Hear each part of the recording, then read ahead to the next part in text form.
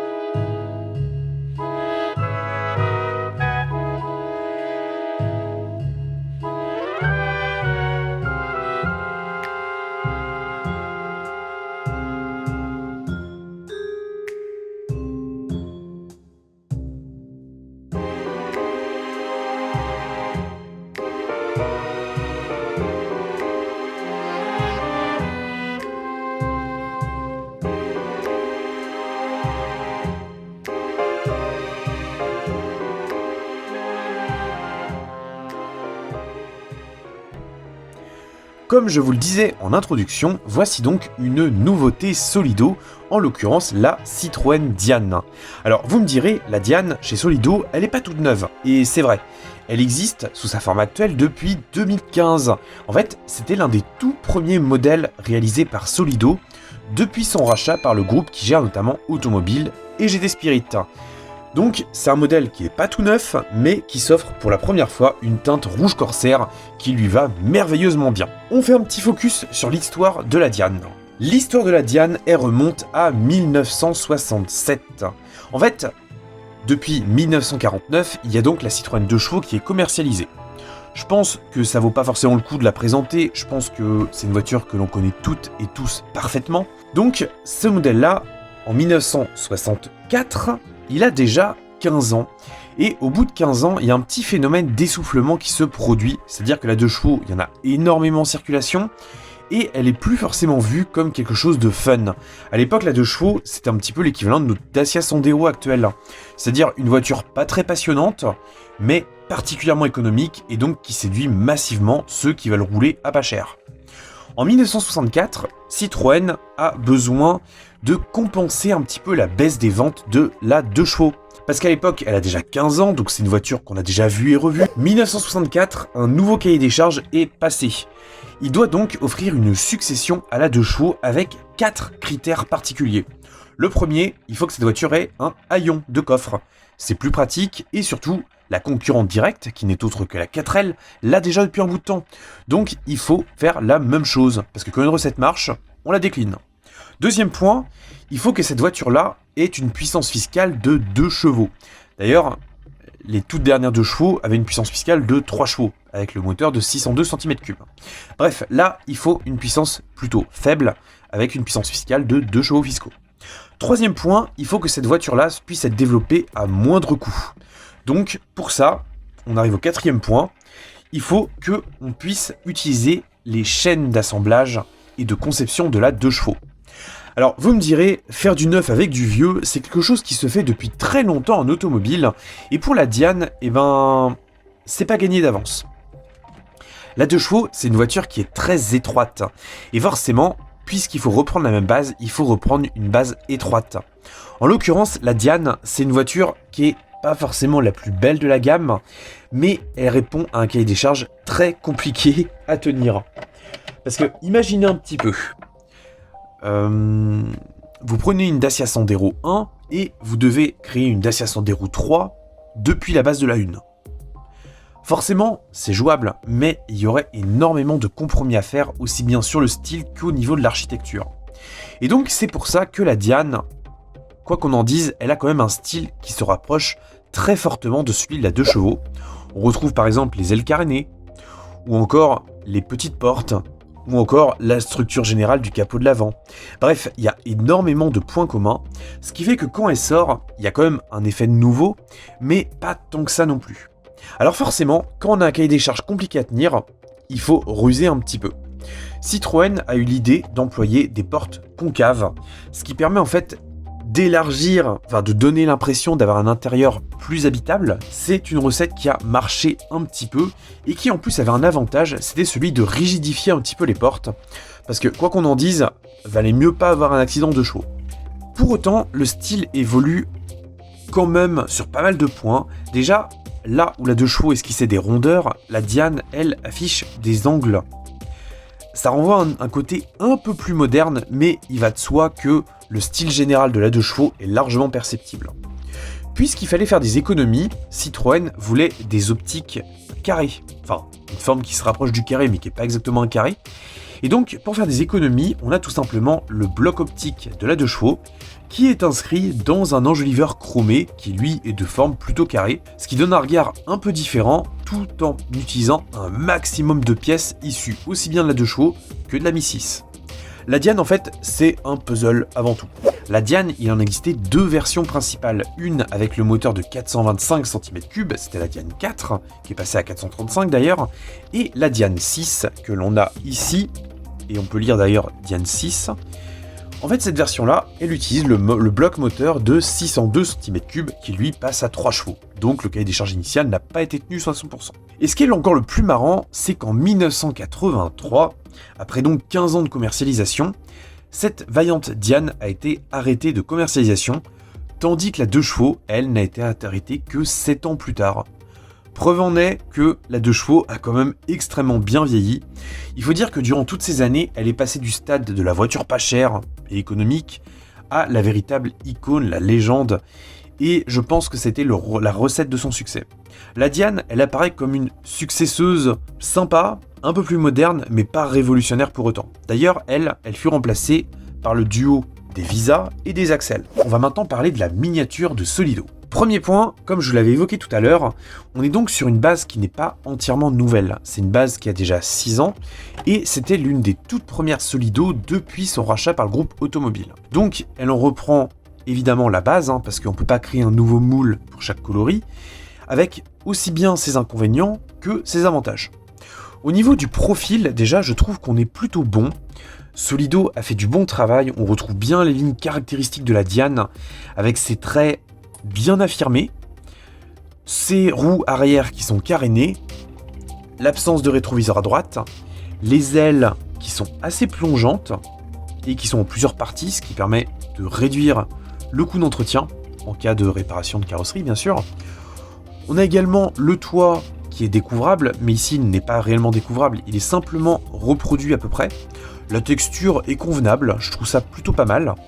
Au niveau des jantes, on est sur des jantes classiques en acier qui ont un enjoliveur chromé. Alors bien sûr, c'est du plastique, mais le rendu est plutôt bon. Alors il y a quelques petites imperfections, mais globalement c'est tout à fait correct. Les ajustements d'ouvrant sont plutôt bons également. On perçoit d'ailleurs que les ailes sont des pièces rapportées puisqu'on a l'impression que le capot s'ouvre, mais ce n'est pas le cas, le capot est fixe. Alors au niveau de l'avant, je trouve que c'est tout à fait convenable. La modélisation est simple et plutôt réussie. Les clignotants ont un fond noir qui a été tampographié sur la carrosserie avant d'appliquer le clignotant, ce qui est plutôt correct visuellement. Le pare-choc est bien en biton, tout en étant en plastique.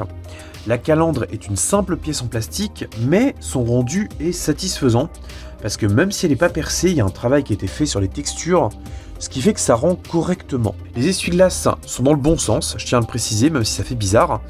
Ils sont plutôt bons également, ça va. On aurait aimé un peu plus de finesse, mais ils ne choquent pas du tout. Le rétroviseur est également plutôt sympa visuellement. Sa taille est bien proportionnée, son point de fixation est plutôt discret également, donc c'est des bonnes nouvelles. Les poignées de porte sont des pièces rapportées en plastique. La finition est plutôt bonne, il y a un travail correct qui a été fait dessus. Les ailes sont également bien ajustées, les pneus sont réellement en caoutchouc, mais on n'a pas de suspension fonctionnelle. On perçoit d'ailleurs la ligne d'échappement sur le dessous. Alors, la ligne d'échappement, elle a été fortement simplifiée, mais je trouve que ça suffit amplement. On a donc juste le silencieux et la petite sortie qui sort ici, ce qui permettait d'économiser de l'acier plutôt que de la faire sortir à l'arrière. On a donc un haillon, puisque c'était l'un des critères principaux. On a également un sticker « Je vote Coluche » que je trouve trop marrant et super bien pensé. C'est ça que j'apprécie chez Solido, c'est toujours ce petit soin du détail et toujours ce petit sticker qui fait la différence. Au niveau des feux, je les trouve très réussis. Franchement, c'est pas mal du tout. Les stickers Diane 6 et Citroën, je les trouve bons également, tout comme la serrure de coffre. Franchement, c'est vraiment pas mal. Les vitres ont des fixations qui sont très propres également, donc c'est que du bon. Sur l'aile arrière droite, on a également le bouchon qui permet de faire le plein d'essence. Là encore, c'est une pièce simple, mais son travail est suffisant, ce qui donne vraiment un sentiment d'homogénéité. Et vraiment, je la trouve très sympa cette Diane. Allez, je la fais tourner un petit peu, et ensuite on va découvrir l'intérieur. Comme je vous le disais, Solido, il y a eu deux époques. Il y a eu l'époque avant automobile et l'époque après automobile. Avant automobile, on avait généralement 3, voire parfois 4 ouvrants sur les miniatures. Depuis, la stratégie a évolué et Solido a essayé de structurer davantage sa gamme en réduisant le nombre d'ouvrants. Le but, c'est d'avoir un prix de revient maximum conseillé à 44,95 €. Et donc, développer plus de 4 moules, ou 4 moules tout court, ça devenait compliqué. Là, en l'occurrence, sur cette Diane, on a 3 moules qui ont été utilisés, un pour la carrosserie et un pour chaque porte, ce qui fait qu'on a donc 2 ouvrants les portes. Allez, justement, il est temps de passer à bord de notre Diane. Alors, pour y accéder, on a donc les portes à ouvrir. Je vous conseille toujours d'utiliser ce genre de petit outil qui permet en fait d'ouvrir les portes sans esquinter la peinture. Ça se fait très facilement. Alors, je suis en train d'ouvrir la porte et là, je constate un truc qui me plaît moyen. C'est que malheureusement, les charnières de porte sont vraiment pas très belles. On voit bien que l'axe est totalement décentré de l'ouverture. Et donc malheureusement, c'est vrai que visuellement, c'est pas terrible. Alors pourquoi il y a ce dispositif? Il faut savoir que quand Solido est rené en 2015, il y avait donc des moules qui existaient déjà et qui ont été réemployés, même s'ils ont été améliorés. Et donc ce système de porte-là, on peut encore le trouver sur quelques vieux modèles Solido, vieux entre guillemets bien sûr. Et donc là malheureusement, on l'a sur ce modèle. Alors est-ce que ça ternit le bilan général? Non, pas vraiment, on essaie d'en faire abstraction, mais je trouve que c'est quand même un petit peu dommage. Malgré tout, on accède à un intérieur qui lui est plutôt sympa. On a donc une sellerie blanche, avec un travail correct qui a été effectué dessus. On perçoit les boucles de ceinture au centre, mais qui n'ont pas de points rouges. C'est un truc qu'on peut facilement corriger soi-même. Les contreportes sont plutôt spartiate, il n'y a pas vraiment de beaux détails à voir. Ouais, c'est simple en fait. Au niveau du volant, on trouve le volant monobranche qui lui a beaucoup de charme. On a également les 3 pédales au sol qui sont correctes, même si on aurait aimé que la fixation soit un peu plus haute pour les dissimuler. La planche de bord est également satisfaisante, on a les compteurs qui sont bien imprimés. On a les différentes commandes qui apparaissent, les aérateurs également.